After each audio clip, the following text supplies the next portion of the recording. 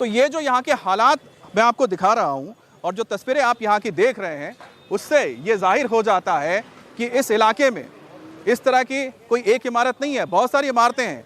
एक घटना के बाद अगर कोई हरकत में आता है, चाहे वो फायर ब्रिगेड हो, चाहे वो सरकार हो, चाहे वो एमसीडी हो, उससे काम नहीं चलने वाला है।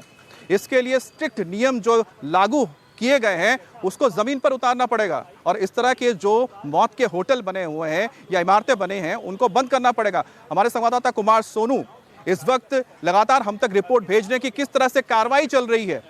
आपको दिखाते हैं एक और रिपोर्ट।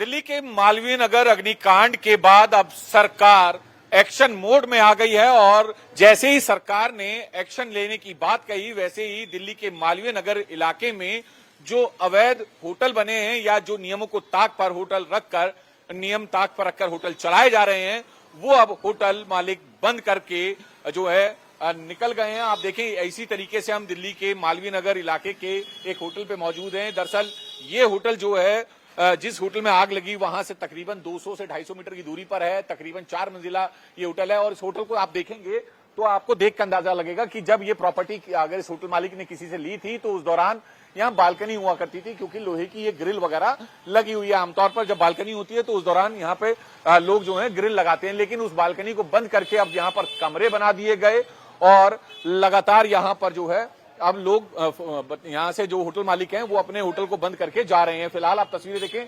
ये जो लोहे की पूरी ग्रिल लगी हुई है, इस पर जो है होटल का बोर्ड भी लगा हुआ था। सीलिंग की कार्रवाई से बचने के लिए, विभाग की कार्रवाई से बचने के लिए, सरकार की कार्रवाई से बचने के लिए होटल मालिक तमाम अपने अपने होटल से इस तरीके से जो बोर्ड हैं वो हटा रहे हैं। यहाँ पर ये देखें, ये लोहे की जो एंगल लगी हुई है, इस लोहे की एंगल के जरिए पूरे होटल का नाम लिखा हुआ था। और आपको अंदर की भी हम तस्वीरें दिखा दें तो अंदर भी आप देखेंगे तो होटल अभी जो है तमाम लोग अंदर हैं मौजूद। लाइट जल रही है, पंखे चल रहे हैं। कुछ लोग अंदर जो हैं हमने देखे थे जब हम यहाँ पहुंचे थे, लेकिन जैसे ही उन्होंने कैमरा देखा तो वो चले गए। और दूसरी तरफ भी आपको दिखाएं तस्वीरें, तो दूसरी तरफ भी आप देखेंगे तो यहाँ पर तमाम जो मीटर की लाइट है, जो इलेक्ट्रिसिटी मीटर की लाइट्स हैं, वो पूरे इक्विपमेंट की वो लाइटें जल रही हैं। यानी कि अभी पूरा होटल चल रहा है और लोग भी अंदर मौजूद हैं। लेकिन फिलहाल अगर गेट देखें तो ये गेट जो है लॉक कर दिए गए हैं और होटल मालिक यहाँ पर मौजूद नहीं है। ये तमाम जो लोग हैं अपने होटल या अपने गेस्ट हाउस को इसलिए बंद कर रहे हैं ताकि पुलिस या जो सरकारी विभाग है, संबंधित विभाग है, उनकी कार्रवाई ना हो सके।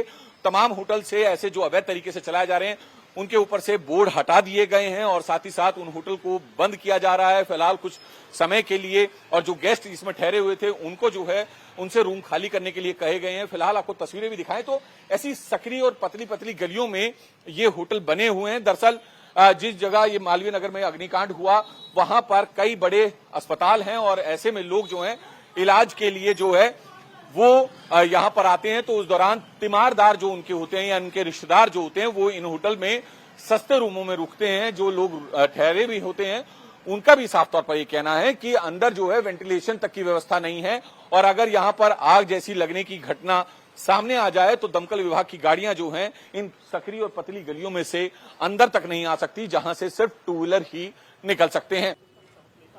अब ये जो इलाका है तो ये रेजिडेंशियल इलाका, लेकिन इसमें कमर्शियल एक्टिविटी भी चलती है। लेकिन जब आप कमर्शियल एक्टिविटी करते हैं तो कभी आप उन नियमों को भी देखते हैं जो यहाँ पर कमर्शियल एक्टिविटी कर रहे हैं कि उसके लिए अलग से नियम होते हैं, उसके लिए आपको एनओसी लेनी होती है, परमिशन लेना पड़ता है।